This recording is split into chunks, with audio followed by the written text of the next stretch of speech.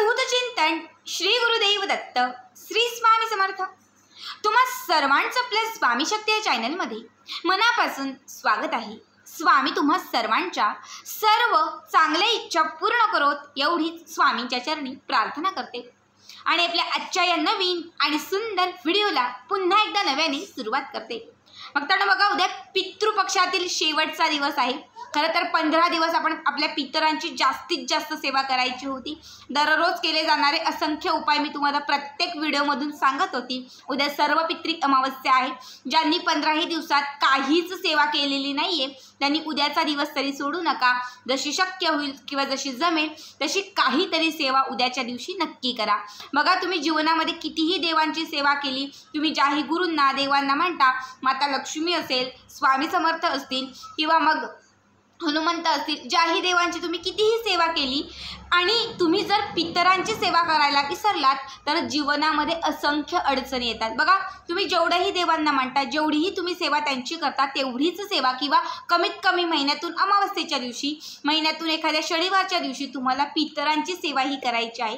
ज्यांच्याही जीवनामध्ये अनेक अडथळे आहेत, अनेक अपयश येत आहेत किंवा काही ना काही संकट येत आहेत, सतत काहीतरी विघ्न येत आहेत, त्या प्रत्येकाने महिन्यातून अमावस्येच्या दिवशी पिंपळाच्या वृक्षाखाली एक तरी दिवा, शुद्ध तुपाचा दिवा हा महिन्यातून एकदा फक्त अमावस्येच्या दिवशी जर पिंपळ वृक्षाखाली तुम्ही पितरांच्या नावाने जर लावला तर जीवनातील असंख्य अडचणी कमी होतील। जे काही त्रास आहेत ते त्रास कमी होतील। कुठल्याही प्रकारचे जे अपयश येत होतं हे अपयश कुठेतरी थांबलं जाईल। तुमचे जे मार्ग आहेत ते प्रगतीकडे जातील, यश यायला सुरुवात होईल। विघ्न जे कुठले आहेत ही विघ्न कुठेतरी टळून जातील। बघा, उद्या अमावस्या आहे। अमावस्येच्या दिवशी किंवा शनिवारच्या दिवशी तुम्ही जे काही उपाय कराल हे सगळेच उपाय लाभदायक असतात। शनिवार आणि अमावस्येच्या दिवशी केलेले जे काही उपाय असतात हे उपाय कधीच खाली राहत नाही।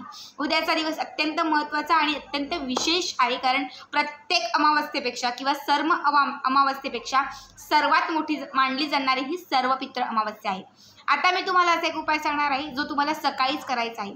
अंघोळीच्या पाण्यामध्ये अशा काही गोष्टी तुम्हाला टाकायच्या आहेत। या गोष्टी टाकल्याने तुमच्या पाठी असलेली, तुमच्या घरात असलेली जी नकारात्मकता आहे ही संपून जाईल। कुठल्याही प्रकारची बाधा तुमच्या घरामध्ये असेल किंवा तुम्हाला स्वतःला कुठलीही बाधा आहे असं तुम्हाला वाटत असेल, ती बाधा नष्ट होईल। त्याचबरोबर तुम्हाला कुठल्याही एका कामामध्ये अडथळे येत असतील ते अडथळे दूर होतील। राहू, केतू, शुक्र यांचा जर त्रास तुम्हाला होत असेल, जेव्हा या ग्रहांचा त्रास सुरू होतो किंवा कुठल्या तरी ग्रहांची दशा सुरू असते, म्हणजे कुठल्या तरी ग्रहांची जी दशा आहे ही आपल्या पाठीमागे सुरू असते, 7:30चा काळ आपल्या जर पाठीमागे असेल तर कुठलंच काम पूर्ण होत नाही। प्रत्येक कामामध्ये विघ्न येतात, कामं थांबली जातात, कामामध्ये अडथळे येतात।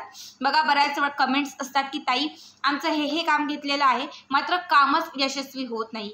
अगदी असं वाटतं की 2 दिवसावरती काम होईल। म्हणजे एक उदाहरण देते, मी लोन काढण्यासाठी डॉक्युमेंट दिलेलं आहे, सगळं झालेलं आहे, तिथून फोन आलेला आहे की 2 दिवसात लोन पास होईल, मात्र लोन पास होण्याच्या आदल्या दिवशी कॉल येतोय की ही गोष्ट झाली किंवा असं झालं आणि अचानक तुमचं लोन कॅन्सल झालं।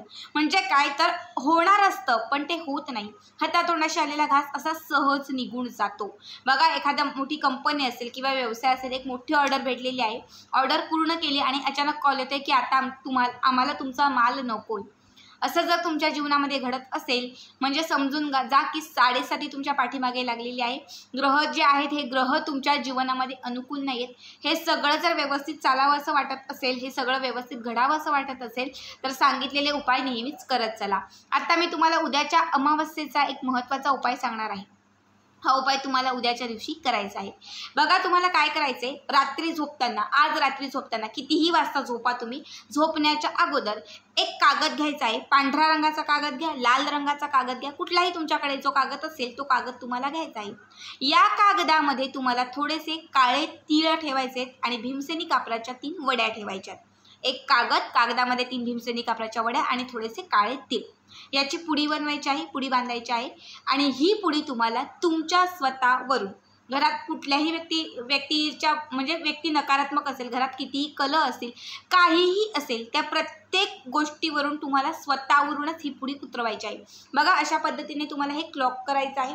अशा पद्धतीने 7 वेळा क्लॉक करायचा आहे। त्यानंतर पुन्हा अशा पद्धतीने म्हणजे उजवीकडून तुम्हाला 7 वेळा, मग डावीकडून तुम्हाला 7 वेळा अशा पद्धतीने स्वतःवरून हे क्लॉक करायचं आहे। आणि झोपताना तुम्हाला रात्री उशाखाली तुमची जी बेडशीट आहे किंवा जी उशी आहे या उशीच्या खाली तुम्हाला ही पुडी ठेवून द्यायची आहे। त्यानंतर सकाळी लवकर उठायचं आहे। आता उद्या सगळेच लवकर उठतील, कारण उद्या सगळ्यांनाच पितृपक्षाची सेवा किंवा पितरांसाठी घास घालायचा असेल, त्यामुळे प्रत्येकजण नक्कीच लवकर उठेल. उद्या लवकर उठायचं आहे म्हणजे 6 पर्यंत तरी नक्कीच उठा. उठल्यानंतर जेव्हा अंघोळीसाठी तुम्ही बाथरूममध्ये जाल त्यावेळेस तुम्हाला ही पुडी तिथे घेऊन जायची आहे. तिथे घेऊन गेल्यानंतर जे अंघोळीचं पाणी आहे, बादलीवर जे पाणी घेतलेलं आहे, यामध्ये थोडंसं गंगाजल, थोडंसं गोमूत्र.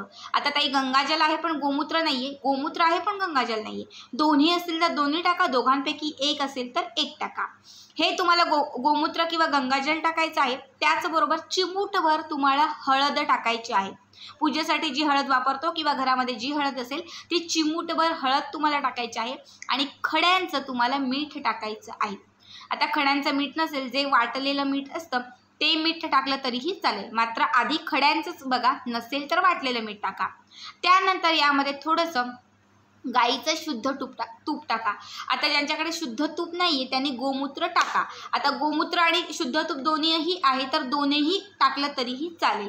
त्यानंतर जी पुडी तुम्ही रात्रभर उशाला ठेवली होती ही पुडी तुम्हाला खोलायची आहे आणि यामध्ये ठेवलेले जे काळे तीळ आहेत आणि भीमसेनीचा कापूर आहे हे तुम्हाला त्या बादलीमध्ये टाकायचं आहे.